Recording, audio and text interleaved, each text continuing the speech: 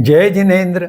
मेरे इस जैन सोल यह जैन दर्शन के वैज्ञानिक वाहिनी को लाइक करें, शेयर करें, सब्सक्राइब करें और बेल आइकॉन दबाएं। और आप हमें हमारे वीडियो के नीचे दिए गए पेज पर भी फॉलो कर सकते हैं।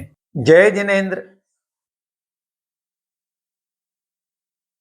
आज हम धर्मास्तिकाय के जोड़ी वाले द्रव्य की अधर्मास्तिकाय द्रव्य के संदर्भ में उसके गुणों पर चर्चा करेंगे और उसकी आवश्यकता की जो गूंज है, जिसे विज्ञान ने भी स्वीकार किया है, उस विशेष बात को स्पष्ट करेंगे। सभी द्रव्यों के 5 प्रकार के गुण हमने बताए हैं। उसमें से स्वभाव, यह जो गुण है, जो वह उस प्रत्येक द्रव्य में अलग से है और अन्य 5 द्रव्यों में वो गुण नहीं मिलते, इसलिए इसको स्वभाव कहा गया है, कैरेक्टरिस्टिक कहा गया है। जैसे आत्मा में चेतना गुण है और अन्य 5 द्रव्य में चेतना गुण नहीं है।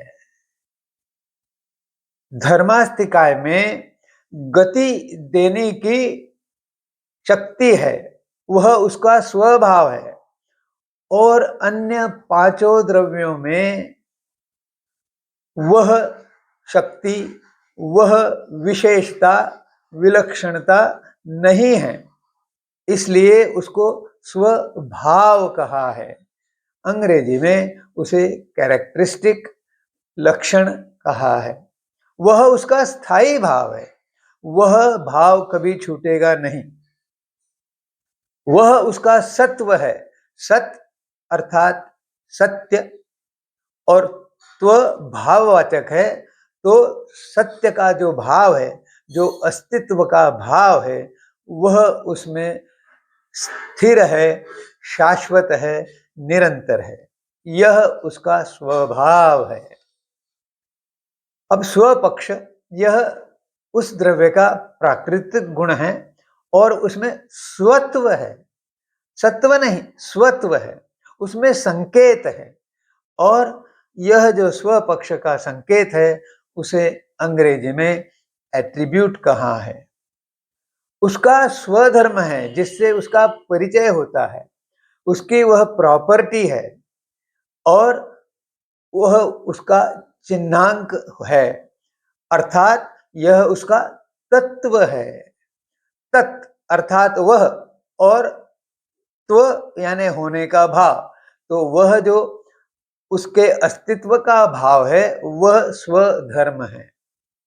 स्वगुण अर्थात गुणवत्ता या गुणत्व, जिसे आधुनिक विज्ञान में क्वालिटी कहा गया है, जिसमें एक श्रेणी होती है, कम अधिक, न्यून ज्यादा। ये जो गुण में अंतर आता है, वह जो क्वालिटी है, उसको स्वगुण कहा है। स्वरूप जो सहधर्म है, उसका एक पहलू है, उसका एक एस्पेक्ट है, उसका रूप है, जिसकी छाप पड़ती है।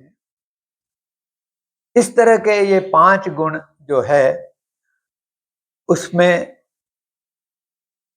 अधर्मास्तिकाय द्रव्य के अपने हैं। अब आधुनिक विज्ञान क्या कहता है? आधुनिक विज्ञान भी इस तरह के स्थिति निश्चित करने वाले द्रव्य की उपस्थिति की आवश्यकता का अनुभव करता है, परंतु सैकड़ों वर्षों के अनुसंधान के पश्चात भी, न्यूटन के काल से शोध कार्य करने के पश्चात भी अभी भी वह इस माध्यम की अर्थात स्थिति देने वाले द्रव्य की व्याख्या परिपूर्ण रूप से नहीं कर सका है।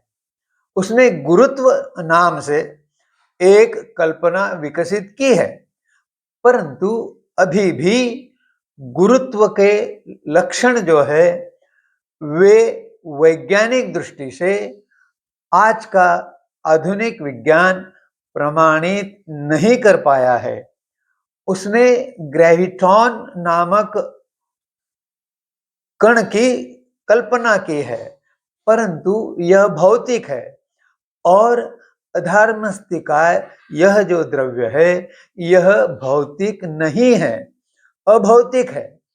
क्योंकि अगर भौतिक वस्तु ही भौतिक वस्तु में रहेगी तो वो एक दूसरे से टकराएंगे।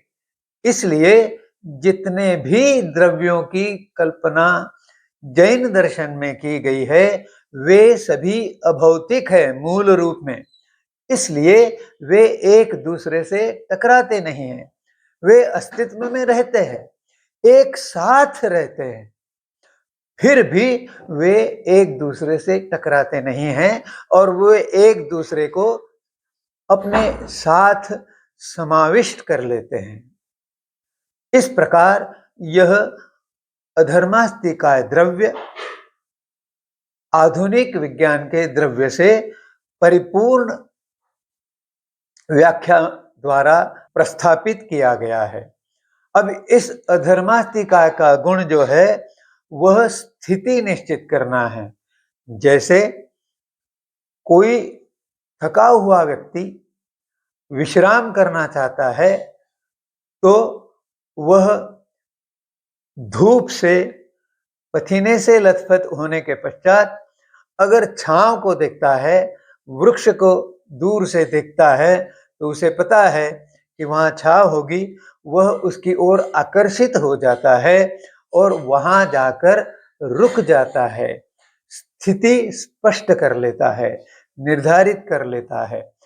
इसमें अधर्मास्तिकाय द्रव्य स्वयं कुछ नहीं करता, वह मात्र उत्प्रेरक है, मात्र कैटलिस्ट है।